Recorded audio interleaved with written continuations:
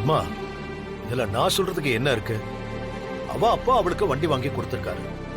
அத தடுத்து நிறுத்துறதுக்கோ அவளை வண்டி ஓட்டக்கூடாதுன்னு சொல்றதுக்கோ எனக்கு உரிமை இல்லை.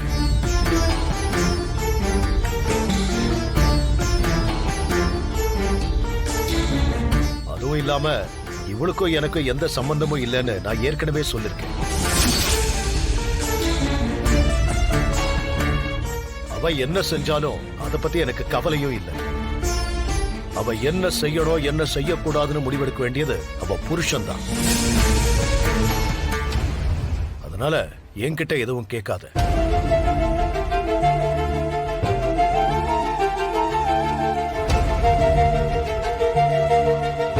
அம்மா பாத்தீங்களா, மாமாவே சொல்லிட்டாரு நான் சொன்னா போதும்னு.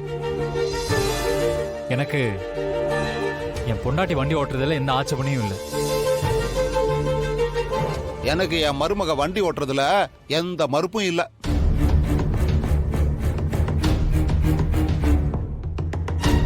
அக்கா, அண்ணன் எதுவா இருந்தாலும் அது சீனுவோட முடிவுன்னு சொல்லிட்டாரு.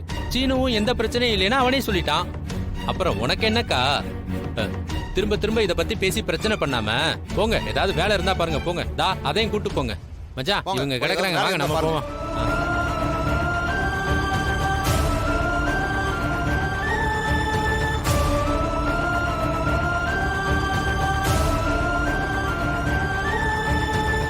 நீ வண்டி ஓட்டுறத கட் பண்ணலான்னு பார்த்தா அது நடக்கல. புதுசா வண்டி வாங்கி ஓட்ட போறியா? பிரேக் ஒயரை கட் பண்ணி உன்னை ஒரே அடியா மேல அனுப்புறேன் பாரு.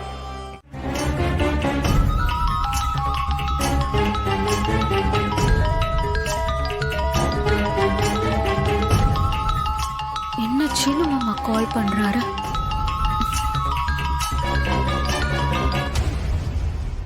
ஏய் பொண்டாட்டி, என்னடி பண்ற? என்ன சீனு, சொல்லு. இப்ப நான் சொல்ல போற விஷயத்த கேட்டா கண்டிப்பா நீ கோவப்படுவ. ஆனா நீ வேண்டான்னு சொன்னா நான் பண்ண மாட்டேன். என்ன விஷயம்? புது கிளைண்ட் ஒரு பார்ட்டிக்காக கூட்டிட்டு வந்தாரு. இங்க குடிக்க சொல்லி ரொம்ப கம்பல் பண்ணாரு. இன்னைக்கு ஒரே ஒரு நாள் மட்டும் குடிச்சுக்குவா.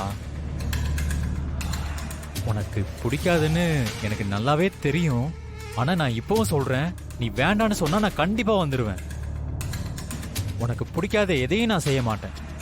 நீ குடிச்சிட்டு வந்து என்கிட்ட தப்பா நடந்துக்கிட்டேன்னு சொல்லி எல்லாரையும் நம்ப வைக்கிறேன்.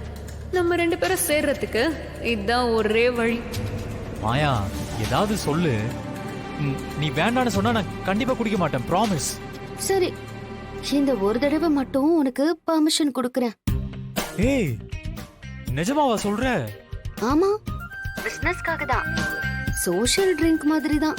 ஹே, நீயா அத சொல்ற? என்னால நம்பவே முடியல மாயா.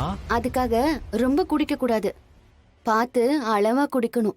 சரி, சும்மா கொஞ்சமா தான். நீ ஓகே சொன்னதே போதும். தேங்க்ஸ் டி பொண்டாட்டி.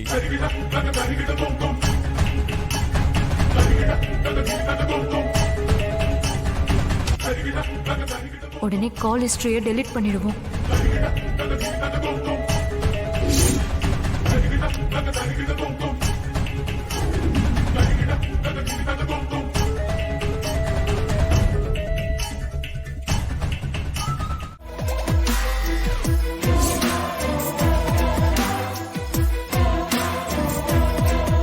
அப்பா, என்னப்பா இந்த நேரத்துல வந்திருக்கீங்க?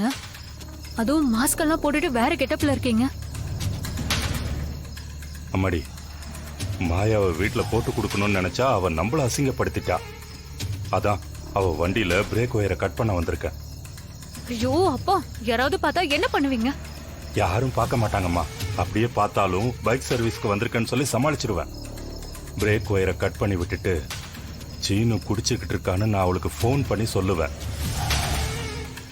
வண்டி எடுத்துக்கிட்டு அவனை தேடி வேகமா போவாளா, அப்ப ஏதாவது ஒரு கார்ல மோதி செத்து போயிடுவா அவ. சூப்பர் பிளான் பா. சீனுவ நான் ஏன் வழிக்கு கொண்டு வரேன்.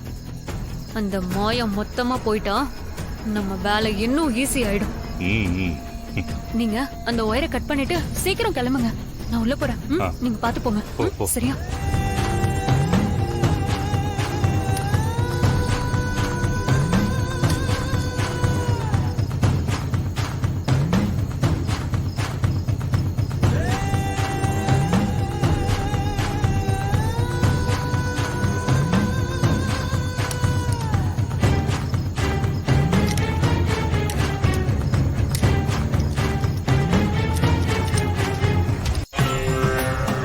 நம்ம நினைக்கிறது ஒண்ணா இருந்தா நடக்கிறது அதை விட பெருசா இருக்கும் போல.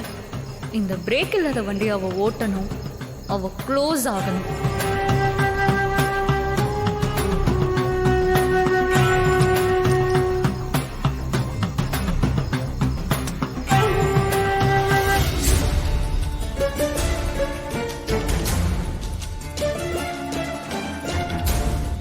என்ன சீனு இன்னும் ஆளை காணோம்? ஒரு ஃபோன் கூட பண்ணல. ஒருவேளை கடையில வேலை அதிகமா இருக்கோ, இல்ல ஏதாவது டெலிவரி கொடுக்க போயிருக்கானா?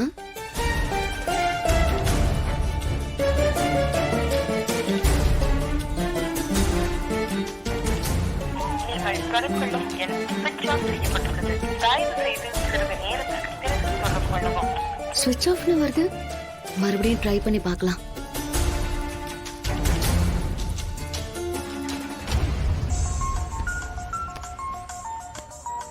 மேடம் கால் பண்றாங்க.